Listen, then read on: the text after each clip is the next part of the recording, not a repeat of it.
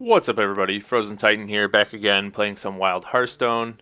Today we're going to take another look at the odd Demon Hunter, and if you kind of follow, recent Hearthstone patches, you'll know it just got nerfed. They had two cards which was nerfed in the deck, the Crimson Sigil Runner as well as the Priestess of the Fury. We'll talk about how those affect our matchups as we go through here, but let's get into the mulligan. We'll hold on to the Hinge Clan Thug, we'll get rid of the Priestess of the Fury and Leroy. Hoping to see one of those really good one-drops come back. Don't exactly see that, but, not too big of a deal, at least right off the bat. Okay, we're probably playing against a Secret Mage here, so a slow start's, maybe not too bad. But. So I've gotten in, maybe around 30 games in, the recent balance patch. Basically, I've only run into maybe 2 or 3 Demon Hunters. Not sure if everyone's being really conservative with their dust yet. As you might know, you get full dust refund on any cards that are nerfed. So, if you're playing for a really efficient dust strategy, you should really nerf or disenchant those cards to get all of your dust back. So I don't know if the meta is kind of warped because of that, or if people are feeling kind of really heavy-handed about these nerfs. Kind of in my experience, I thought the Crimson Sigil Runner nerf wouldn't be as bad as I'm kind of starting to see it to be.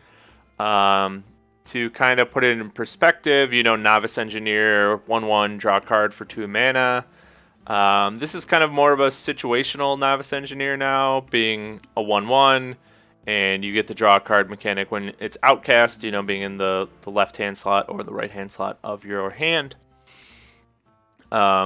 This deck did kind of need the draw off of that, as well as consume magic, to continue to keep the deck going and flowing all throughout, to find lethal. In terms of the Priestess of the Fury nerfs, it just had the health nerfed, so instead of now being a 6/7, it's now a 6/5. At least in the odd Demon Hunter deck, you were really looking to drop Priestess of the Fury the turn you were about to win, or the turn, right before you're about to win. So you hope to win by turn 7, turn 8.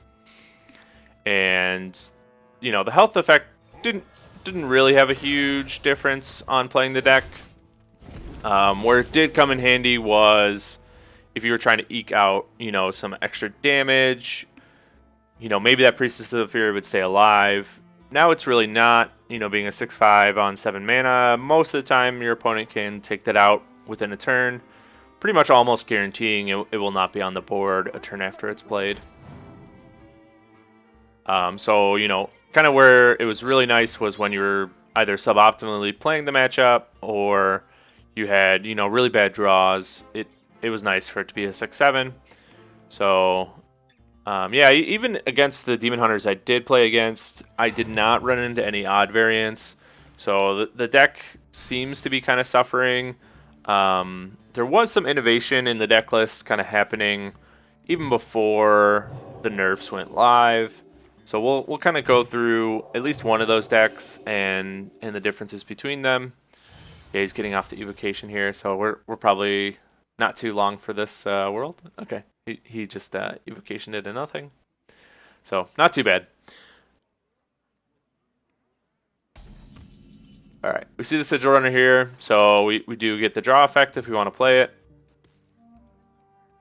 I think I will go ahead and silence. Play the Sigil Runner. Okay, we get another Sigil Runner. So just plays like that are, still strong in terms of the draw that we get out of it, but is less strong in terms of the board presence. So before, these would have been 2/2/1s. He could have pinged one off, or he would have felt actually almost that he needed to ping one of these off. Whereas now he can kind of leave up the 1/1s. They're just kind of tokens. We don't have anything that's buffing up the tokens, really. So he doesn't feel compelled to really get rid of those. Okay, gets the Book of Specters off. Yeah, so now we're left with 2 1/1s on board. He felt no reason to clear off any of those Sigil Runners, which is the correct play. Just kind of a bit of a letdown for us. We'll get out the Glaive Bound here. Really, at first, at least on the surface, I thought that these nerfs would be actually a little too light, but I'm kind of seeing that they're actually quite smart. They're leaving open little windows into beating the Demon Hunter deck, the odd Demon Hunter deck that I'm playing, or the Demon Hunter class. I think, at least in Wild, we'll start to see more of just Demon Hunter relying on really strong class cards, but not necessarily relying on the odd mechanic alongside strong class cards to still, reign at the top of the meta. Starting to see a lot more kind of control decks come out, so it's possible the meta will be shifting a little bit, but there's still really strong aggro type decks in here. With the discard warlock, we still see kind of aggro combo with the quest mage, so we're actually gonna get comboed right here. We'll go ahead and concede. Well, he actually doesn't complete his quest. Trying to think if there's a way we could win out on this. I don't exactly see it. Yeah. So we'll go ahead and look at one of the other decks that's been going around. Talking about kind of we really need to see some deck innovation in order for this odd Demon Hunter to stay relevant in the meta. Been struggling, a little bit in matchups. I basically have the exact same deck, but with running the Sidekick, increasing the health of a minion on board by 2. And then we'll go into this kind of alternate deck that I've been playing to, really see the power of that deck. It does feel a little more mid-rangey to me, but is the most distinct from the other version I was playing before. So it does run things like the Fireflies, it runs a small pirate package with the deckhand and patches, and it runs a very small mech package as well with Snip Snap and Ziliax. So we do see some additional healing off of that. Those minions are a little higher costed, so it does feel a little more mid-rangey in that way, but there is still some really strong early tempo swings we can see off of the pirates as well as the Firefly. So some good synergies to look out for there. I don't think my opponent's going to connect because this is a very long finding opponent screen. I didn't expect to be as kind of pleased with the nerfs as I'm seeing them to be. Odd Demon Hunter wasn't a deck I was super spamming a lot, but was a deck I was playing against and losing against quite frequently. In the recent video that I released on the Mechs Warlock, I think I was like 0-12 against Demon Hunter. Okay, yeah, we'll connect again. I was finding really good success against that with other classes. I was having like a 65% win rate. So I think the Mechs Warlock will start to see a lot more play. I think we'll start to see... I've been seeing tons of Priests, to be honest. I think, I've been playing quite a bit this morning. And I think I've seen, somewhere around 8 Priests. So Priest definitely seems like we'll be coming back a little bit more into the meta. With some Resurrect versions. Kind of Reno I'm getting hurt by a little bit, but yeah, doesn't feel good to find a Reno, as you're playing an aggro deck. So we still have the nice Battle Fiend on 1. You see we have the Fireflies now to kind of curve us out a little bit better, trade into some early minions he might have. Okay, he does get to go first. Okay, we'll get down the Battle Fiend. But yeah, I do think the nerfs are really well done. I think we will, different decks will kind of open up there. I think in terms of aggro decks I'm interested in showcasing here soon, I want to showcase the Even Shaman. I think that deck's kind of interesting. Might be able to fill that kind of gap in the meta. Time will kind of tell on that one. Okay, he gets out some Dragon. So he might be running kind of like a Galcron deck. Galcron Dragon deck, maybe. Not quite sure yet what he's running.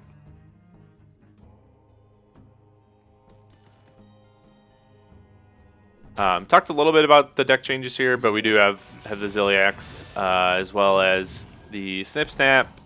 We also play the Frozen Shadow Weaver to really deal with some of those pirate decks like Pirate Warrior, Pirate Rogue, to kind of freeze them, as well as helping us in the mirror matchup. Basically anything that runs a weapon, we want to freeze them. So.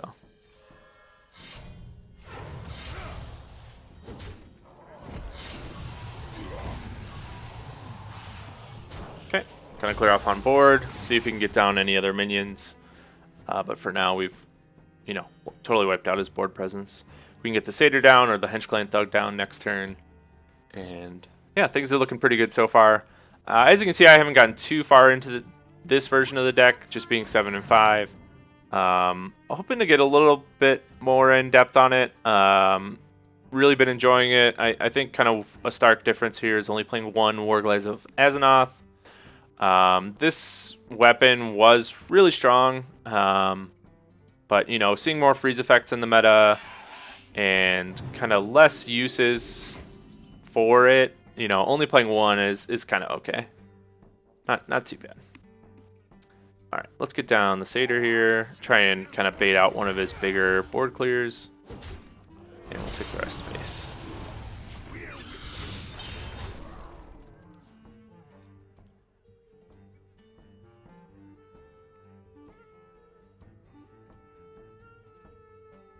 Really have been liking kind of the deckhand and patches combo. Was hoping to kind of pull it off early game here, but definitely feels like a really strong swing turn early on if you can get that out. Okay. Let's actually go a little tall here. So he's probably going to trade into the Satyr and leave off the Hench Clan Thug. We do still have a little bit of draw on the deck, keeping the Consume Magic on. Silence, as well as being able to draw a card when it's outcast, is just really strong. I do think we might see over time that this gets adapted a little bit. Okay, we do see the Dragonfire. Adapted a little bit to include maybe like a neutral draw package. Don't know exactly what we would see there, but I do think that this will start to want to see some draw pulled back into the deck. You can see here we started off with a bit of a bigger mana curve, so our hand is still relatively full. But in the first deck that we played, did feel myself kind of running out of mana a little more frequently. I'm sorry, running out of cards in my hand a little more frequently. So something to keep an eye out for there. Do find lethal here. So you can see kind of some of the strong sides of this kind of alternate version of the deck that we've put together. This is not necessarily a new deck concept. We did see it start to come out before the nerfs, but did want to showcase it because I think that this is the deck I'll be trending to if I'm going to continue to play Odd Demon Hunter. We'll take it into the collection real quick just to showcase off the 3 decks that I've been looking at. All right, so you know we've seen and we've done an in-depth video on the first one, so no need to go through that. This Sidekick one is just, the only change here is instead of playing the Sigil Runner, we're playing Beaming Sidekick to give a friendly minion +2 health. So really we're just looking to keep alive the Lowly Squire as well as the Battle Fiend. So kind of just a slight twist on our normal deck.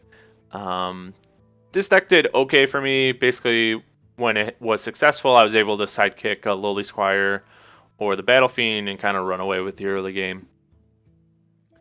We kind of went through this other deck. And not too much to say here other than, you know, Shadow Weaver, I was surprised is a very strong card.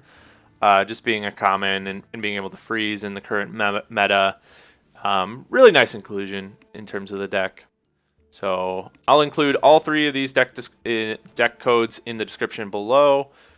Yeah, I always include the deck codes in the description below. So feel free to use those in your climb on the ladder. But that's going to do it for today. If you enjoyed, please leave a like. Please subscribe if you enjoyed as well. Yeah, let me know how your journeys on the ladder are kind of shaping up as Demon Hunter got nerfed. If you're still playing Demon Hunter. And if there's any decks you'd like me to feature in an upcoming video, do let me know that as well. Thanks again for watching. See you guys next time.